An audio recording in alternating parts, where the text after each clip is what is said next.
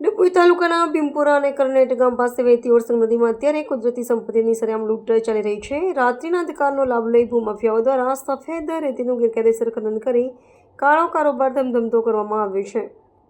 સ્થાનિકોના આક્ષેપ મુજબ ખાણ ખનીજ વિભાગ અને સ્થાનિક વહીવટીતંત્રની રેમનજર હેઠળ આખું નેટવર્ક ચાલી રહ્યું છે। ગેરકાયદેસર ખનનથી ઊભા થયેલા ગંભીર પ્રશ્નો જળસંકટનું જોખમ નદીના પટમાં મસમોટા ખાડા કરી દેવામાં આવ્યા છે। રેતીનું સ્તર ઘટવાને કારણે ભૂગર્ભ જળના સ્તર ઊંડા જઈ રહ્યા છે। જો આ જ ગતિએ ખનન ચાલુ રહ્યું તો આગામી ઉનાળામાં ભીમપુરા અને આસપાસના ગામોમાં પીવાનું પાણીનું ભયાનક સંકટ સર્જાવાની પૂરેપૂરી શક્યતા છે। નવા બનેલા માર્ગોનું નિકંદન કરનેટથી ડભોઈ સુધીનો લાખો કરોડોના ખર્ચે હમણાં જ નવો રોડ બનાવવામાં આવ્યો છે, પરંતુ રાત દિવસ ઓવરલોડ રેતી ભરેલા ટ્રેક્ટરો અને ડમ્પર આ માર્ગ પરથી પસાર થતા હોવાથી રોડ અત્યારથી જ બિસ્માર બનવા લાગ્યો છે। ભીની રેતીના કારણે માર્ગની ગુણવત્તા જોખમાઈ રહી છે। રોયલ્ટીની ચોરી સરકારને મળવાપાત્ર લાખો રૂપિયાની રોયલ્ટી ભર્યા વગર જ બે રોકટોક રેતીનો વેપલો ચાલી રહ્યો છે।